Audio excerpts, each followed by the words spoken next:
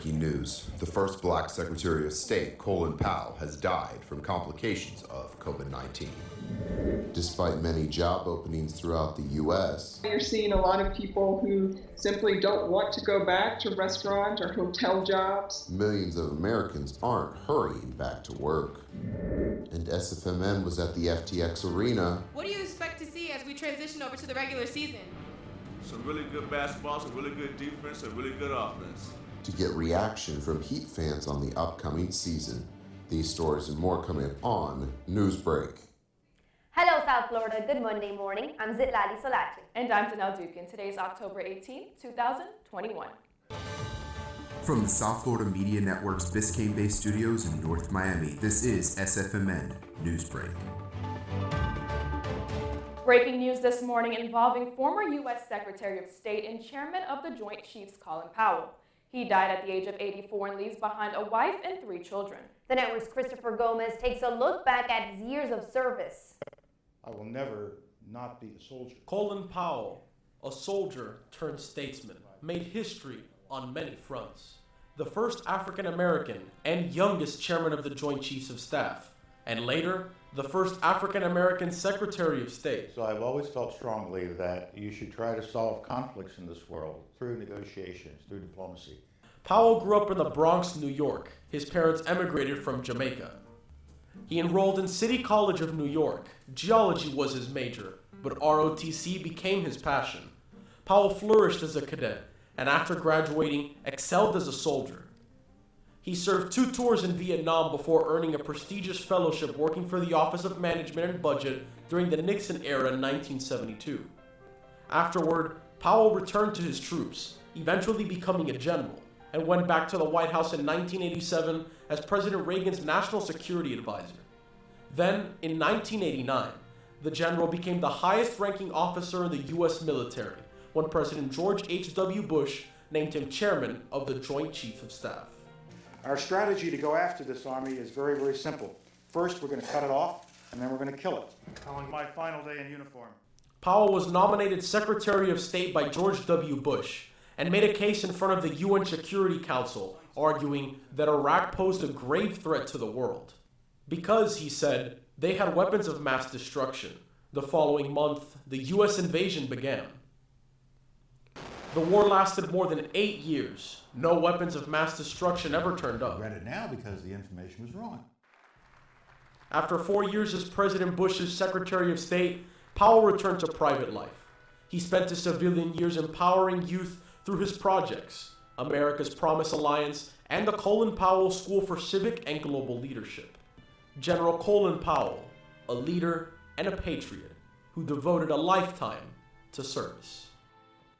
After Miami commissioners unanimously voted to fire Police Chief Art Acevedo, Assistant Police Chief Manny Morales now takes his place. Although Manny Morales is now interim chief, the city is still debating on how to get the position permanently filled. The city may choose to revive a referendum that would have allowed commissioners more input on how Miami's police and fire chiefs are recruited. Supply chain issues are causing major holiday headaches for stores in California as cargo ships are being delayed at the dock. Stores in California are facing what could be their biggest challenge yet, a supply chain crisis impacting retailers nationwide. They've been stuck on cargo ships docked at Los Angeles and Long Island for months. We're waiting on Christmas trees right now, hoping they'll be here within the next few weeks. Normally when it's all here in October, now it's going to be probably mid-November. Lawrence says he's also seeing shortages in metal and plastic products with the holiday season just around the corner. Store owners like him are trying to protect their customers from increasing prices because of skyrocketing shipping costs while they wait for items to come in from orders placed months ago. With the holiday season right around the corner, health officials have some recommendations on how to spend time with loved ones. The CDC recommends for people traveling to wear facial coverings when spending time with friends and family. Also, health officials highly encourage travelers to get the COVID-19 shot before traveling. Data is data. You can have whatever personal opinions you want. You can make whatever choice you want for your own health and your own body. But at this point in the pandemic, you're either going to get vaccinated or you're going to get COVID. That's where we are right now. CDC officials suggest the best way to protect those who are not eligible to be vaccinated against COVID-19 is by having every person attending to be vaccinated. London NFL fans flocked to Tottenham Hotspur Stadium to watch the Miami Dolphins face off against the winless Jacksonville Jaguars. Tua, coming back from injury, had a great performance, throwing 329 yards and 2 TDs. Miami playing without both starting corners Xavier Howard and Byron Jones. Injuries set up Jacksonville to pick apart the Dolphins' defense. A last-second field goal from the Jags gave them the win. Final score 23-20. NASA blasts off a spacecraft to explore never-before-seen asteroids. That's still ahead, and so is this story. I think we should be at least the 3rd seed in the East, and I'm hoping to make it to at least the Eastern Conference Finals. NBA reacts. The Miami Heat ready to welcome back fans this season. Don't go away. Newsbreak will be back in 2 minutes. See us dream. See us remember. See us protest.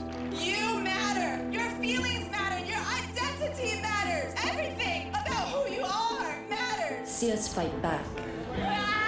See us rebuild. See us shatter stereotypes. See us inspire. See us united.